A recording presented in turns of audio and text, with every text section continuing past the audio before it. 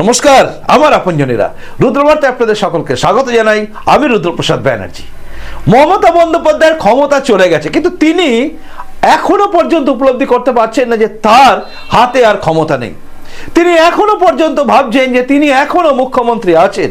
তিনি ভেবেই পাচ্ছেন না তিনি বাইরে বেরোবেন নাকি তিনি ঘরের মধ্যেই থাকবেন। তৃণমূলের অবস্থা এমন জায়গায় আছে যেখানে দাঁড়িয়ে জিতে যাওয়া এমএলএ গুলো পর্যন্ত দিশেহারা। বিভিন্ন জায়গার নেতারা যারা ছিল দুর্দণ্ড প্রতাপ নেতা, যাদের কথায় বাঘে গরুতে এক ঘাটে জল খেত বলে লোকে বলতো, তারা আজকে সবাই ইঁদুরের গর্তের মধ্যে ঢুকে গেছে এবং সিঁধিয়ে গেছে সবকিছু। আর মমতা বন্দ্যোপাধ্যায়ের অবস্থা এমন হয়ে গেছে, মমতা বন্দ্যোপাধ্যায়কে এখন একটু কি বলবো, একটু হাওয়া দেওয়ার জন্য মনে হয় চলে এসছেন বহিরাগত একজন ব্যক্তি, যার নাম হচ্ছে অখিলেশ যাদব। আসলে বহিরাগত কেন বলছি, কারণ এই মমতা বন্দ্যোপাধ্যায় এবং তার দলবল মানে তৃণমূল কংগ্রেস, মানে তার তোলামূল কোম্পানি, সেই তোলামূল কোম্পানি ক্রমাগত আমাদের দেশের প্রধানমন্ত্রী, যাকে গোটা বিশ্ব নিজের ভাবতে চায়, সেই প্রধানমন্ত্রীকে বহিরাগত বলেছিলেন এই মমতা বন্দ্যোপাধ্যায়, যিনি আজকে একজন সাধারণ মহিলা, এছাড়া কিচ্ছু নন। কারণ তার বিধায়ক পদটাও চলে গেছে। ওই প্রাক্তন মুখ্যমন্ত্রী তকমা নিয়ে তাকে টিকতে হবে, কিন্তু তার সবকিছু হারিয়ে গেছে। এই মমতা বন্দ্যোপাধ্যায়রা একদিন বলতেন যে বহিরাগত হচ্ছেন অমিত শাহ, বহিরাগত হচ্ছেন বিজেপির অন্যান্য নেতারা যারা দেশের বিভিন্ন প্রান্তে আছে। মানে এই দেশে থাকা লোকেদেরকে এই রাজ্যের মুখ্যমন্ত্রী মমতা বন্দ্যোপাধ্যায় এবং তার দলবল বহিরাগত বলতো। তো সেই বহিরাগত তকমাকে যদি ধরেন, তাহলে সবচেয়ে বেশি বহিরাগত অখিলেশ যাদব, যিনি বাংলা সম্বন্ধে কিচ্ছু জানেন না, বাংলা সম্বন্ধে কিচ্ছু বোঝেন না, তার কোনো এমএলএ বা এমপি বা কোনো কিছু এই রাজ্যে নেই। সেই কিছু না থাকা বাটি হাতে করে ঘোরা অখিলেশ যাদব আজ আমাদের রাজ্যে এসে মমতা বন্দ্যোপাধ্যায়কে একটু হাওয়া দিতে গেছেন। তো দেখুন,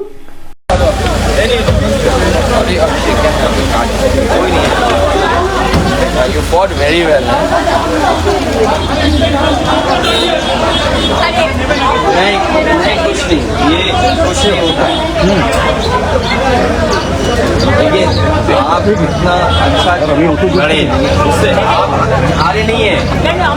नहीं, आप हारे नहीं है, आप हारे नहीं है, हारे नहीं है।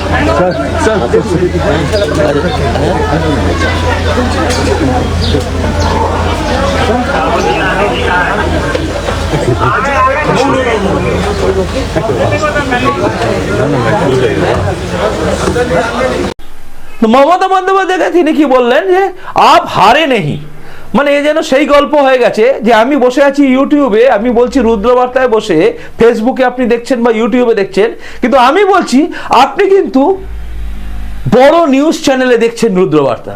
মানে আপনি দেখতে পাচ্ছেন এটা বিবিসি নিউজ ফিউজ যেগুলো আছে তার মতো রুদ্রবার্তা দেখছেন। মানে গাঁজাখুরির গল্পের শেষ সীমায় গেছে এই অখিলেশ যাদবের মতো আরো এক পাগল। অ্যাকচুয়ালি এই মমতা বন্দ্যোপাধ্যায় দল তৃণমূল কংগ্রেসে এখন যে সমস্ত পাগলাগুলো আছে, তাদের মধ্যে অন্যতম হচ্ছে এই অখিলেশ যাদবকে টেনে নিয়ে এসে প্রমাণ করছেন যে পাগলা পাগলির দলে আমিও আছি, মানে অখিলেশ যাদবও আছে। আজকে এইভাবে কথা বলছি তার কারণ হচ্ছে যে অভিষেক ব্যানার্জিকে দেখলেন আপনি হেঁটে হেঁটে যাচ্ছেন, এর ঔদ্ধত্য দেখেছেন এখন শেষ হয়ে গেছে। অর্থাৎ ফুস, যেই মুহূর্তে ক্ষমতার বাইরে চলে গেল সেই মুহূর্তে গলার আওয়াজ বেরোচ্ছে না, গলার আওয়াজ মিনমিনে হয়ে গেছে। মমতা বন্দ্যোপাধ্যায়ের এই ভাই পো এখন শেষ, তার পোয়ের আর পো হচ্ছে না, তার সবকিছু বেরিয়ে গেছে। কারণ সে বুঝে গেছে ক্ষমতার বাইরে গেলে কিচ্ছু করতে পারবে না। এই হেলিকপ্টার থেকে নামা, প্যারাশুটে নামা এই সমস্ত নেতারা, মানে অভিষেক ব্যানার্জির মতো নেতারা, যারা এই মমতা বন্দ্যোপাধ্যায় পিসি ক্ষমতায় ছিল বলে করে কমে খাচ্ছিল, যেটা করে তুলেছিল কিন্তু তৃণমূল কংগ্রেসের সেই সমস্ত যোদ্ধারা যারা লড়াই লড়ে একদিন তৃণমূলকে নিয়ে এসেছিল, তাদের সবাইকে সরিয়ে দিয়ে অভিষেক বন্দ্যোপাধ্যায় টুপ করে ঢুকে পড়লেন, উঠে এলেন এমন মমতা বন্দ্যোপাধ্যায়ের দলে একজন কাজরি ব্যানার্জি, বাড়ির লোককে, অর্থাৎ নিজের মতো করে সবকিছু তুলে নেওয়া, এই সমস্ত নিজেদের কি বলবো পারিবারিক একটা প্রাসাদ তৈরি করার চিন্তা করা। এই অভিষেক ব্যানার্জি তিনি একটা নিজের একটা বাড়িও করেছেন, যেখানে আবার এসকেলেটর দিয়ে উপরে উঠতে, মানে যা খুশি করে নিয়েছেন, সব করে নেওয়া এই অভিষেক ব্যানার্জি আজকে ফুস হয়ে গেছেন। এদের সম্বন্ধে ভালো কথা মুখ দিয়ে বেরোচ্ছে না।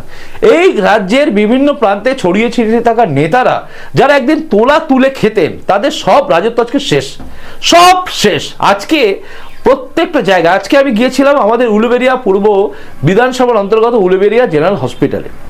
যেটা এখন মেডিকেল কলেজও হয়ে গেছে, শরৎচন্দ্র মেডিকেল কলেজ হসপিটাল হয়েছে। তো সেখানে গিয়েও দেখেছিলাম যে কি দুরবস্থা, কিভাবে রেখে দিয়েছে মানুষজনকে। মানুষজন ওখানে যে কি জঘন্য পরিস্থিতি, কিভাবে গন্ধ দুর্গন্ধ উঠছে আপনি চিন্তা করতে পারবেন না। এই মুখ্যমন্ত্রী থাকা মমতা বন্দ্যোপাধ্যায়ের মতো ফালতু মহিলা দুটো নেই। তিনি বারবার এমন করে দিয়েছেন, গোটা রাজ্যে সমস্ত জিনিসকে ওপরে রেখেছেন চকচকে ঝকচকে, ভেতরে পুরো ফাঁপা করে দিয়েছেন। সিস্টেম দেখে আমি আজকে চমকে গেছি যে মানুষকে কিভাবে থাকতে হচ্ছে, কিভাবে রুগী রয়েছেন, কিভাবে একটা রুগীরাজ রয়েছেন, সেখানে কোনো শেড নেই। যদিও আমরা গিয়ে কথা দিয়ে এসেছি আমাদের এই সরকার, অর্থাৎ নতুন যে সরকার, সেই সরকার আগামী দিনে উন্নতি করবে এবং প্রত্যেকটা জায়গায় যে সমস্ত ডাক্তার স্টাফ আছেন, নার্স আছেন, মহিলা নার্স আছেন বা ডাক্তার মহিলা আছেন, তাদের সম্মান থাকবে এবং প্রত্যেকজন তাদেরকে কোনো দুর্নীতিযুক্ত কাজ করতে হবে না, যেটা জোর করে চাপিয়ে দিত, মানে দাদাগিরি চলতো, সেসব কিছু শেষ হয়ে গেছে। আজকে তারা মুক্ত কণ্ঠে বলতে পারছে, আমাদের উপর প্রেশার দেওয়া হতো, সেসব জায়গা শেষ হবে, সবকিছু শেষ হতে চলেছে। নতুন যে সরকার আছে সেখানে এই মমতা বন্দ্যোপাধ্যায় এমন জায়গায় করে গেছেন না, গোটা বাংলাকে পুরো ফোপড়া করে দিয়েছেন, পুরো শেষ করে দিয়েছেন। এই মমতা বন্দ্যোপাধ্যায়ের মতো এই যে মহিলা, যিনি আর কি মুখ্যমন্ত্রী হয়েছিলেন, এই যে চলে গেছে, আপদ বিদায় হয়েছে। সত্যি কথা বলতে কি বলুন তো, আজ আমরা মুক্ত কণ্ঠে বলতে পারছি। আমি দেখেছিলাম বড় বড় ডায়লগ মারা বিভিন্ন সমস্ত ইউটিউব চ্যানেল যারা ছিল, যারা মমতা বন্দ্যোপাধ্যায় গলা পাঠাচ্ছিল, তার মধ্যে একটা অন্যতম হচ্ছে ওই একটা কি উত্তর আছে, তো সেখানে বসা ওই লোকটির ব্যবহার এত ছিল, লোককে ধমকাতো, আজ গলাটা ফুস হয়ে গেছে। দম থাকা দরকার। তৃণমূলের বিরুদ্ধে, সরকারে থাকা তৃণমূলের বিরুদ্ধে যেভাবে গর্জন করতে আমরা পেরেছিলাম, এই সমস্ত চটি চাটা চ্যানেলগুলো কোনোদিন পারবে না বিজেপির বিরুদ্ধে বলতে। তার জন্য দম দরকার, এতে দম নেই, এরা শুধু হাওয়ায় উঠেছিল, গ্যাস বেলুনের মতো সব ফুস হয়ে যাচ্ছে। যাই হোক, যেটা বলছিলাম, ক্ষমতা হারা মমতা বন্দ্যোপাধ্যায় আজও বুঝছেন না যে তার হাত থেকে সব ক্ষমতা চলে গেছে। তিনি ভাবছেন যে তিনি আরো হয়তো 5 বছর থাকবেন, সব শেষ হয়ে গেছে। মমতা ব্যানার্জি, আপনি টালির ঘরে থেকে যা করেছেন, যা সর্বনাশ গোটা রাজ্যের করেছেন, দেখিয়েছেন টালির ঘরে আছির ভাইপো হয়ে গেছে কোটিপতি, সমস্ত লোকেরা কোটিপতি। মানুষকে বলেছেন ঘুগনি বেচে মুড়ি বেচে খাওয়ার জন্য, শিক্ষিত বেকার যুবকদের যেভাবে আপনি হ্যাকেল করেছেন, যেভাবে এই রাজ্যে হিন্দুদেরকে আপনি অবদমিত করেছেন, যেভাবে আপনি মুসলিম তোষণ করতে গিয়ে এই রাজ্যে সম্পূর্ণভাবে সাম্প্রদায়িক এক উস্কানি দিয়েছেন, যেভাবে মানুষকে আপনি মারার চক্রান্ত করেছেন যে 1 মিনিটে ফিনিশ করে দেবো, আজ সব শেষ আপনার। আজ আপনার সমস্ত সাম্রাজ্য শেষ হয়ে গেছে। ভালো হয় আপনি স্বীকার করে নিন এবং স্বীকার করে নিয়ে ঘরের মধ্যে চুপ করে থাকুন, কারণ আজ আর আপনার বেরোনোর জায়গা নেই, আপনি আর বেরোবেন না। এই রাজ্যে হিংসার বাতাবরণ আবারও ছড়ানোর চেষ্টা করছে তৃণমূল কংগ্রেস। একদিকে শুভেন্দু অধিকারীর যিনি আত্মসহায়ক চন্দ্রনাথ রথ, যার সঙ্গে আমারও ব্যক্তিগত সম্পর্ক ভালো ছিল, খুব ভালো মনের মানুষ থাকায় চন্দ্রনাথ রথকে খুন করিয়েছে এই তৃণমূল কংগ্রেস, যার জন্য এদের বিচার হওয়া দরকার। আমার তো মনে হয় মমতা বন্দ্যোপাধ্যায়কে এই কেসেতে জড়িয়ে দেওয়া উচিত, এই কেসেতে তার নাম থাকা উচিত এবং অভিষেক ব্যানার্জিরও, কারণ এরা প্রতিনিয়ত মানুষকে মারার হুমকি দিয়েছিল। চিতা আমি জ্বালাবই, শ্মশানে চিতা আমি জ্বালাবই, দেখে নেব, কেটে নেব, এই সমস্ত বলা, এদের প্রত্যেকটাকে দরকার হচ্ছে। এই খুনগুলো যেগুলো বিজেপির কর্মীদের এখন খুন হচ্ছে, একদিকে বিজেপির রাজ্য নেতারা বলছেন আমরা হিংসা চাই না, আপনারা কারোর বিরুদ্ধে কিচ্ছু করবেন না, আর একদিকে তৃণমূলের লোকেরা এই উস্কানিমূলক ব্যাপার থেকে তারা জিহাদি যারা আছে তারা, এবং যারা এই সমস্ত ভাবছেন যে বিজেপি সে সমস্ত কর্মীদের মারবো কাটবো, মারা শুরু হয়ে গেছে অদ্ভুতভাবে। আমার একটা শেষ কথা, সেটা হচ্ছে পৃথ্বীরাজ চৌহান একবার ভুল করেছিলেন, মোহাম্মদ ঘড়ি তাই মারতে পেরেছিল তাকে, যদিও মোহাম্মদ ঘড়িকে পৃথ্বীরাজ চৌহানও মেরে দিয়েছিলেন, কিন্তু এই যে পৃথ্বীরাজ চৌহানে ক্ষমা করাটা একদিন ভুল হয়েছিল। আমারও মনে হয় বিজেপির ভাবা উচিত ক্ষমা করাটা কি ঠিক হচ্ছে, কারণ এটা ভাবনার বিষয়। এই যে ক্ষমা করে দেওয়া, প্রথমেই ক্ষমা করে দিচ্ছে, এটা কি ঠিক হচ্ছে, এটা ভুল হচ্ছে, ভাবা উচিত। আমার মনে হয় যে সমস্ত বিজেপি কর্মীদের যতগুলোকে মারা হয়েছে, আজ পর্যন্ত তৃণমূল কংগ্রেসের এতগুলো কর্মীকে কেউ মারেনি। মমতা বন্দ্যোপাধ্যায় রাজত্বে যেভাবে বিজেপি কর্মীদের মারা হয়েছে, ত্রিলোচন মাহাতো মানে বাচ্চা ছেলেটাকে যখন গলায় ফাঁসি দিয়ে ঝুলিয়ে দিয়েছিল, পিঠে লিখে দিয়েছিল বিজেপি করার, তোর এই বয়সে বিজেপি করছিস, তার শাস্তি দিয়েছিল, সেদিন থেকে একদম অভিজিৎ সরকারকে মারা এবং তারপর চন্দ্রনাথ রথ সব করেছে এই তৃণমূল কংগ্রেস তাদের জল্লাদ বাহিনীকে নিয়ে। একের পর এক খুন করিয়েছে এই তৃণমূল কংগ্রেস। শেখ শাহজাহানের মতো লোকেরা ছিল যারা আমাদের হিন্দু ঘরের মহিলাদের নিয়ে যেত এবং সেখানে বলতো পিঠে বানানোর জন্য। সন্দেশখালির ঘটনা সবাই মনে রেখেছি আমরা, কামদুনি কাণ্ড থেকে শুরু করে অভয়া কাণ্ড, তাই সমস্ত জায়গায় বদল হয়েছে। এই মুখ্যমন্ত্রী থাকা মমতা বন্দ্যোপাধ্যায়ের এবার বিচার করা উচিত এবং অভিষেক ব্যানার্জিকে অবশ্যই শ্রীঘরে পাঠানো উচিত, কারণ অনেক দুর্নীতির মধ্যে তার নাম আছে। বড় বড় ডায়লগ মেরেছিল অভিষেক ব্যানার্জি, দড়ি ঝুলিয়ে দেবেন, আমি গলায় ফাঁসি নিয়ে ঢুকে যাব, সাহস থাকলে দম থাকলে জনতার দরবারে এসে একদিন বলে দেখাবেন। যতদিন ঘেরা টপের মধ্যে ছিলেন, পুলিশি বেষ্টনীর মধ্যে ছিলেন, অনেক ডায়লগ মেরে গেছেন, আজ আপনার ডায়লগ কেউ শুনবে না। শশী পজা থেকে শুরু করে সবাই একবার আওয়াজ তুললেই, যারা আমার মতো একজন সামান্য ইউটিউবারকে ডেকে নিয়ে বটতলা থানায় ঢুকিয়ে দিয়েছিলেন, ফাঁসিয়ে দিয়েছিলেন, আপনারা আজ আপনাদের মুখ বন্ধ হয়ে গেছে। দম থাকলে এবার কিছু করে দেখান, আপনাদের সব শেষ হয়ে গেছে। ক্ষমতা হারানো মমতা বন্দ্যোপাধ্যায় এখনো বুঝছেন না তার হাতে আর ক্ষমতা নেই। তৃণমূলের প্রত্যেকটা নেতা যারা সব অত্যাচার করেছিল সব কটা ইঁদুরের গর্তে সেদিয়ে গেছে, আর গর্ত থেকে কেউ বেরোচ্ছে না। তার কারণ তারা জানে তারা যা করেছে তার জন্য বিজেপির কেউ মারবে না, মারবে সাধারণ জনগণ।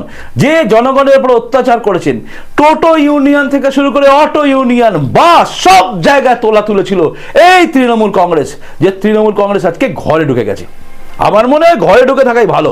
মমতা বন্দ্যোপাধ্যায় আপনার বোঝা উচিত আপনার ক্ষমতা ফিনিশ হয়ে গেছে। ওই কে অখিলেশ যাদব বহিরাগতকে নিয়ে এসে বোঝাবেন আপ হারে নেই, ওসব ডায়লগবাজি নিজের কাছে রাখুন।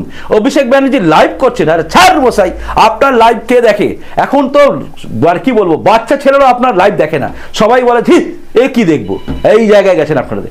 যতদিন ক্ষমতায় ছিলেন ততদিন রাজ করেছেন, আজ আপনি ফট হয়ে গেছে, সব শেষ হয়ে গেছে আপনাদের। আর আগামী দিনটা বাংলার বুকে উন্নতি হবে, এই আশা এই স্বপ্ন আমরা দেখেছিলাম যে বাংলার বুকে উন্নতি হবে, উন্নতি হতে চলেছে। কারণ শপথ নেওয়ার পরে যে সরকার আসতে চলেছে, অর্থাৎ বিজেপি সরকার, গেরুয়া সরকার, সেই সরকারের কাছে সাধারণ লোকের অনেক দাবি, অনেক আশা। আমি আশা করব প্রধানমন্ত্রী নরেন্দ্র মোদী স্নেহধন্য হওয়া, মুখ্যমন্ত্রী হওয়া যিনি হবেন আর কি, তিনি এই বাংলাটাকে আবার গেরুয়া বাংলা করবেন, স্বপ্নের বাংলা হবে, যেখানে আমাদের বাড়ির মা বোনেরা সুরক্ষিত থাকবে। আরে আমরাও আছি রাস্তায়, আমাদের বাড়ির মা বোনের দিকে চোখ তুললে আইনের পথেই সবকিছু ব্যবস্থা হবে। তবে মধ্যখানে ঢাল হিসাবে আমরাও থাকবো, কারণ আমাদের বাড়ির মা বোনের দিকে তাকানো এবার বন্ধ হবে, বন্ধ হয়ে যাবে। কোনো অভয়া কাণ্ড মতো ঘটনা ঘটা বন্ধ হয়ে যাবে। জোর করে কোনো জায়গায় মনে হলো আর আমি আমার মতো করে মাইক বাজিয়ে যা কিছু করলাম সব বন্ধ হবে, জোর জবরদস্তি বন্ধ হবে। দেশ বিরোধী জেহাদি শক্তি এই রাজ্য থেকে এবার আউট হবে। বাংলাদেশে লুকিয়ে থাকা বাংলাদেশি যে সমস্ত জানোয়ারের বাচ্চাগুলো রয়েছে, মানে যারা জেহাদি জানোয়ারের বাচ্চা, তারা এই দেশটাকে টুকরো করা, রাজ্যটাকে টুকরো করার স্বপ্ন দেখছিল, সব স্বপ্ন তাদের ভোগের খাতায় আলুর দম হয়ে গেছে, মানে সব ফিনিশ হয়ে গেছে। তাই এটা হওয়া দরকার ছিল। আগামী দিনে আমরা চাইবো ভারতীয় জনতা পার্টি বা বিজেপি সরকার গঠন হলে এই রাজ্যের বর্ডার ঠিকভাবে হয়ে যাবে এবং তার ফলে একটাও বাংলাদেশি জানোয়ার এই দেশে ঢুকতে পারবে না, যারা হচ্ছে অনুপ্রবেশকারী। এবং রোহিঙ্গাদের কিক আউট, মানে লাথি মেরে বের করে দেওয়া হবে। এটা আমি বারবার বলে এসেছি, আজ বলছি না। 2018 সালের পর থেকে, যেদিন থেকে রুদ্রবার্তা ইউটিউব চ্যানেল শুরু হয়েছে, সেদিন থেকে বলে আসছি বাংলাদেশি মুসলিমদের লাথি মেরে তাড়ানো উচিত, রোহিঙ্গাদের লাথি মেরে তাড়ানো উচিত। তাই আবারও বলছি, এবার লাথি মেরে তাড়ানো হবে, বাংলা হবে নতুন বাংলা। কি বলেন আপনি? সম্পূর্ণ শোনার পরে আপনার কি মনে হচ্ছে? আমি কোথাও কি ভুল বলেছি? যদি মনে হয় ভুল বলেছি জানাবেন, আর যদি মনে ঠিক বলেছি তাহলে কিন্তু এই ভিডিওটাকে সবার কাছে শেয়ারও করবেন, কারণ তাহলে বোঝা যাবে আপনিও চাইছেন এই বাংলার বুকে যে সরকার হচ্ছে সেই সরকার যেন আমাদের সরকার হয়, মানে সাধারণ মানুষের সরকার, যে সরকার মানুষের উন্নতি করবে, যে সরকারের মধ্যে এই সমস্ত দুর্নীতিবাজ, এই সমস্ত পার্থ চ্যাটার্জি, অপাকাণ্ড, এই কাণ্ড আর ছেঁচেরা, চোর, জোচ্চোর, চিটিংবাজগুলো কেউ থাকবে না। তোলা আদায় করা কোনো লোক টিকবে না। চান না? চান তো আপনার ছেলেমেয়েরা শিক্ষিত হোক, ভালোভাবে চাকরি পাক, কলকারখানা আবার হোক, শিল্প হোক, জানাবেন আপনারা কি চান। চলুন আসি, ভালো থাকুন, সবাই ভালো থাকুন এই কামনা করি। আসি, নমস্কার, বন্দে মাতরম, ভারত মাতা জয় হোক, জয় হিন্দ।